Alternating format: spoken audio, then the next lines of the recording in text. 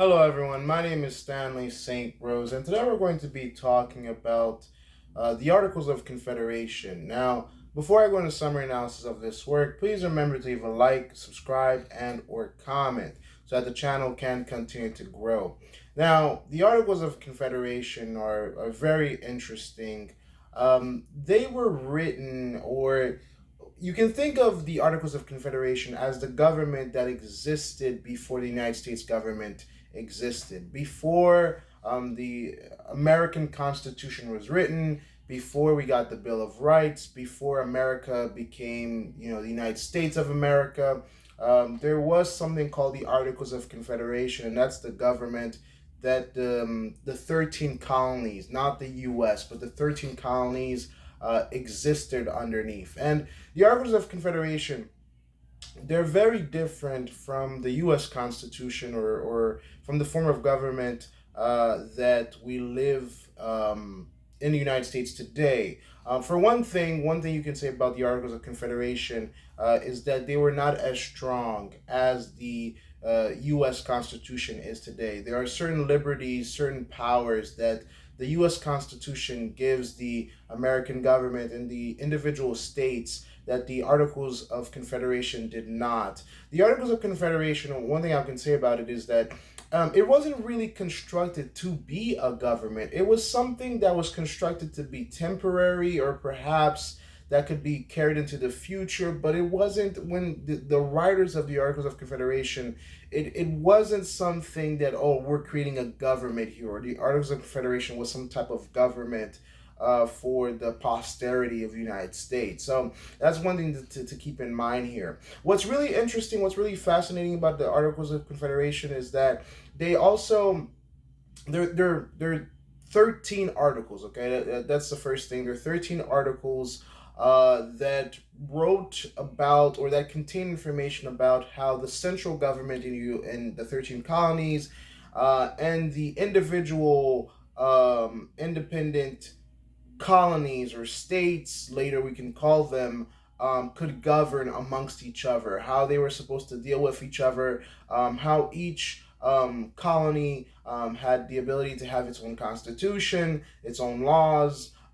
Basically, these 13 individual bodies governed themselves, but also they dealt with one another, so that they're more stronger in terms of protecting their persons, their property, their identities, and also forming securities, in terms of having a somewhat of a militia or army, and that type of idea.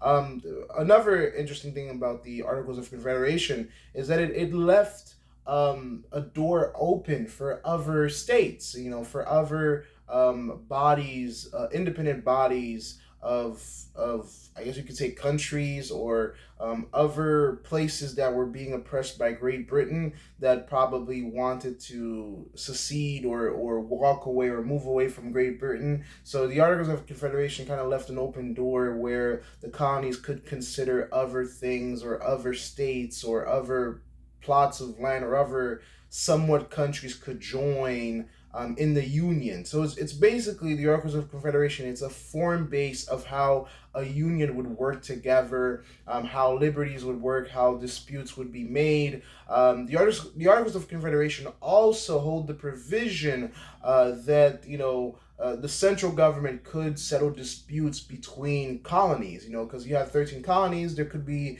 trade disputes, economic disputes. So you need someone to judge between them two. And so the Articles of Confederation gave the central government at that time the ability to settle disputes between the colonies. It also, furthermore, it gave the framework as to how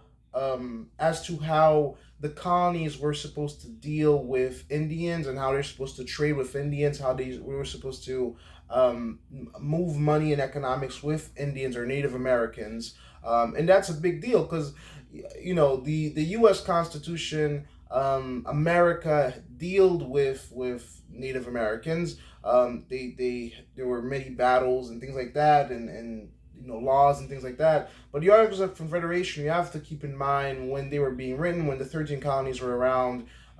Native Americans were a huge part of the Americas. And so dealing with them, making treaties with them, making trade agreements, money agreements, you name it. The Articles of Confederation gave the colonies and the central government the ability to make such deals. So it really, the Articles of Confederation, they pretty much list out certain powers. They say, which parts of the government has which power. Does the central government has this power, or does the colonies have this type of power? It's not as strong as the U.S. Constitution, but it was a framework of government that the 13 colonies lived underneath for a long time. And what's very interesting of it is that at the end of the Articles of Confederation, it also kind of like leaves this open-ended type of idea where if Great Britain fixed all of the problems, all of the grievances that the 13 colonies had, it left room for the colonies to go back underneath Britain's rule. But it also left the stipulation that if Britain didn't fix its rules, its laws in regards to colonies to make it more fair for the people that lived in the colonies. The Articles of Confederation could be used as a framework of government that could be pushed into the future for the posterity of the 13 colonies and other colonies or other states that would later join the Union. So it's very interesting because technically we can say that before America, there was a whole other type of country that existed in the 13 colonies. It was this type of country that was founded underneath the Articles of Confederation, and that 13 colony union. It had to deal with outside threats. It had to deal with the greatest power in the world, which is Britain at the time. It had to deal with another, great threat, which is the Native Americans, because again, the Native Americans, they were not a joke. They were a very formidable opponent for the 13 colonies. Diseases, viruses, really, that's what took out the Native Americans. If it wasn't for viruses and diseases, America would look very different today. I mean, you could, most of America could have probably been a different type of country, of a Native American country of some sort. So, very, very interesting how America was shaped. And the Articles of Confederation, they were, abolished, and the U.S. Constitution was put in place. Declaration of Independence, and then later we get the U.S. Constitution. We have the Bill of Rights and laws and amendments. We understand that part. But the Articles of Confederation, we can say it's the government that the U.S. or the 13 colonies existed underneath before the U.S. Constitution, or before the United States became an actual country.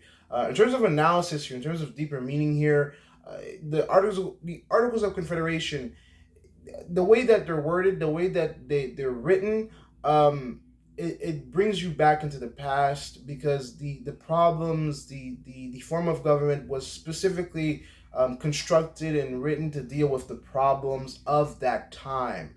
So the rules, the functions of the government of the Articles of Confederation, it existed for the time of being. The U.S. Constitution, however, it existed. The way that it's constructed, the way that it's formed for future generations. And so we can see, because again, I mean, if you look at the Articles of Confederation now, if we're going to talk about Indians, Native American Indians, I mean, most of that doesn't apply anymore. If we're talking about leaving a doorway open for other states to break away from Britain and become a part of the Union, that that makes no more. It doesn't apply to us anymore, because the U.S. does not have applications for countries to be, or independent bodies, independent lands to become a part of the U.S. The Congress is really they're not really taking applications right now. And so the Articles of Confederation, they were written for the time that they were in.